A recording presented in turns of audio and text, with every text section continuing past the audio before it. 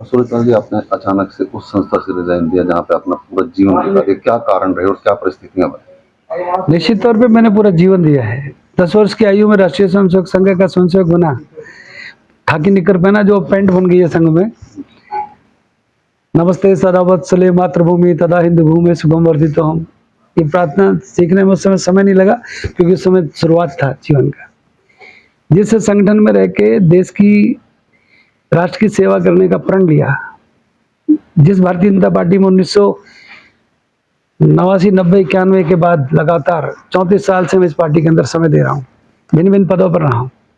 सोना मंडल का अध्यक्ष के रूप में, युवा मोर्चे के अध्यक्ष के रूप में मैंने अनिल विज के साथ अपना जीवन का प्रारंभ किया था। प्रदीप जैन, सुभाष बराड़ा, भूपेंद्र यादव, अनेक अनेक मित्रों के साथ काम किया। विद्यार्थी परिषद में जेपी नड्डा, विनोद तावड़े, माननीय ओम प्रकाश जी धनखड़ के साथ बहुत कुछ सीखा जीवन में। परंतु आज उसी संगठन को छोड़ते मन बड़ा भारी हुआ है। निश्चित तौर पे जहां पर आप जीवन देते हो, मैंने अपने परिवार को, अपने बच्चों को नहीं देखा, मैंने अपने बच्चे को खोया भी है। अगर मैंने इतना ध्यान अपने परिवार की तरफ दिया होता तो शायद मेरा आज कुछ और होता।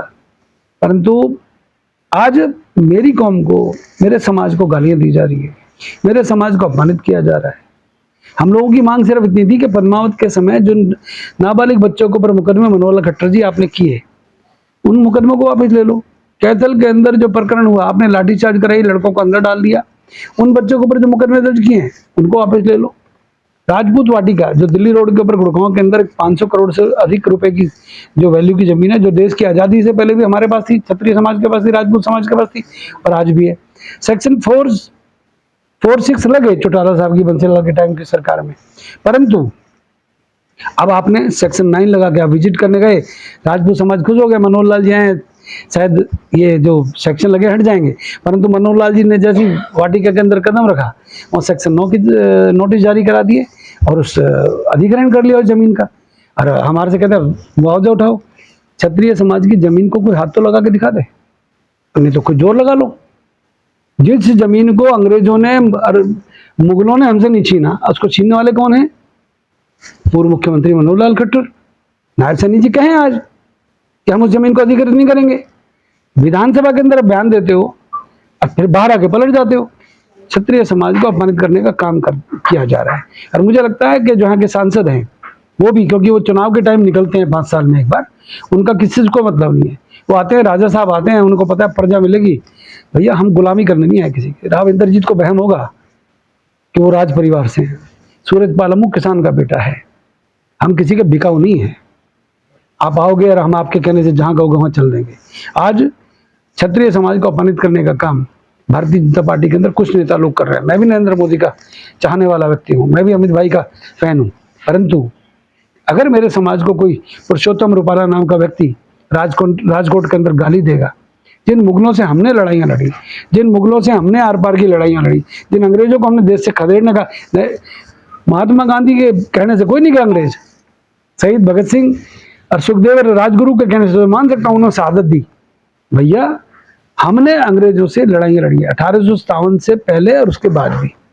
नवनीत राणा कहती है 15 सेकंड के अंदर वो ओवैसी को निपटा देंगे। भाई तेरे खानदान में आज से पहले कितनों निपटा है? अभी किस किस को? चुनाव आयोग को उनके खिलाफ मुकदमा दर्ज करना चाहिए। मैं ओवैसी की विचारधारा का पक्षधर नहीं हूँ, परंतु जो लोग आज सरेआम टेलीविजन पे आकर धमकी दे रहे हैं, नेशनल टीवी पे आकर 15 सेकंड में निपटा देंगे, अपने खानदान की बैकग्राउंड निकाल के देख लो भाई, किस किस ने किस किस को निपटाया है, औकात सामने आ जाएगी। हमने कितनों को निपटाया है ये मुगल भी जानते हैं।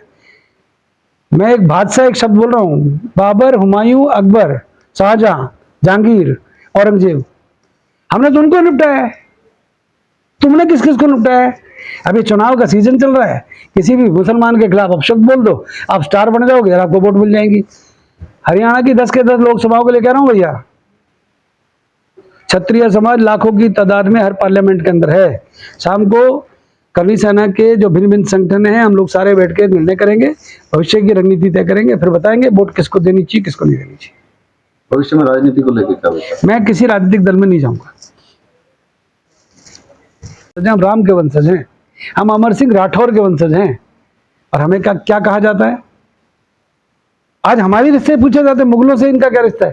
अरे भैया बात सुनो, महाराणा प्रताप का सेनापति हाकिम का सूरी था, अकबर का सेनापति महाराजा मान सिंह थे जयपुर के।